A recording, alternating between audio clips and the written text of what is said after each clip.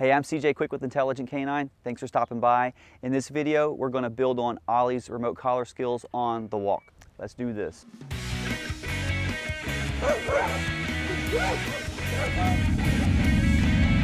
One thing I really like about Ollie is how maneuverable Ollie is. Come on. I can go fast, I can go slow, I can turn. Ollie is really maneuverable, like she's really with it. I can walk fast, I can walk slow. Come, I can turn. Come, she's really good. Oh, and when I'm doing all this, there's no leash. I'm just holding it. I'm just holding the leash. Come on, come. I'm just holding the leash for safety, right? So this is all remote collar, right? So what I'm actually doing here is we've taught Ollie how to respond to the remote collar. We've applied it to the walk. We're here, and I want to make sure that Ollie can move with me from a stop. So I'll give her a come command. Ollie, come. We move. Then I also want to make sure she can stop with me when I slow down. So I'm going to tap the button to let her know to pay attention and stay with me and match my pace. It just so happens that you can match your pace to 0, basically turn it into a stop. So Ollie, so let's get her head facing the front. Then Ollie, here we go, button with every command. Ollie, come. And then we move together. And then nice loose leash. Come on. And then we're going to button, slow down. Good. Fantastic. Ollie's really good. Come. Then we move. Then I want to make sure she can stay close to my side, so I'm going to offset to the right. Come. Encourage her to get back in there. There we go. And then I want to slow down. Turn to the left. Good. I'm going to slow down. We're going to turn to the right. Come. There we go. Good. So the thing here about this walk is that we want our dog to be able to stay with us. A lot of time, if we were to walk with our dog and we hold the leash right here and you always control the dog with just a leash, that's fine. But if you want to progress to less and less need for the leash, then you want to do this long enough to keep the mistakes small and build good habits, but then you want to begin to phase that leash out and start to implement or overlay a remote collar to what you're doing so that you can have a little bit more freedom on the walks. So if you don't give your dog the opportunity to learn how to follow you and stay in position, then it'll be hard to get to the point where you can do it without a leash or with a really loose leash. So that's why we do this, right? We're going over with Ollie how to start, how to stop, how to maneuver with us, and then we start putting it all together. Everything on the walk becomes very predictable, and your dog defaults to one position. It's good to have your dog default to one position because it gives you a little bit more of consistency and predictability. Imagine being at Home Depot and you've got your hands on the cart. Your dog stays with you and you have some predictability, right? You've got bags, grocery bags, you're trying to get your car keys, you're trying to push the button to unlock the car, and your dog is just there with you, right? This adds an element of convenience to the life you have, which allows you to enjoy your life with your dog so much more because you can go more places, do more things. There's a lot less conflict and a lot less frustration in there, right? We're not using a heel command for Ollie, it's simply a come command. We keep it simplified. Now the come command is for the recall, but we can also use it as a follow me. It's a little bit versatile. So now technically you could use a heel command and you can also use a command for your recall, and they can be separate, but it just comes down to personal preference, really. We like to keep things a little bit simplified here. I want to make sure I have the dog with me. Physically, yes, in the right spot, but mostly where is her attention?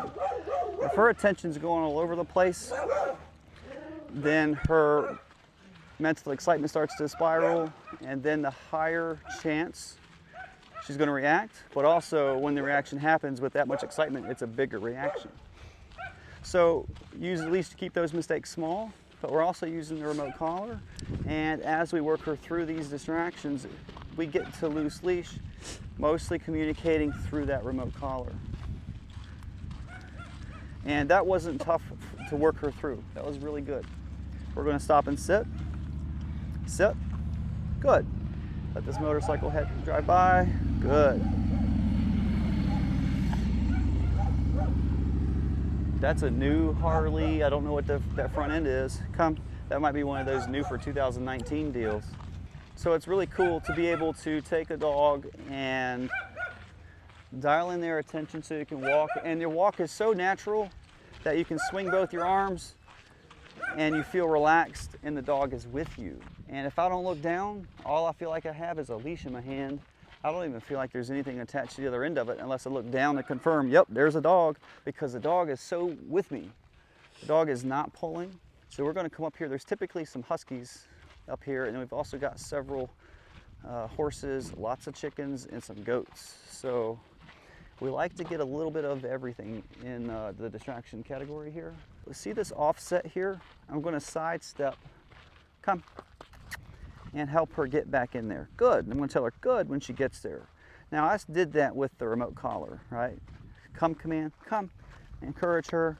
I can add the leash if I need to, but we've done a lot of that with Ollie already, so I'm not really big on having to do the leash right now. She's looking at these horses. She's becoming a little less responsive. So now I'm going to increase encouragement and also increase the lead as needed to help her stay on track. And then if you practice around the horses and the dogs and the distractions often enough, she starts to become a little bit more conditioned to be around them. She's being conditioned to have a chill attitude when she's around them.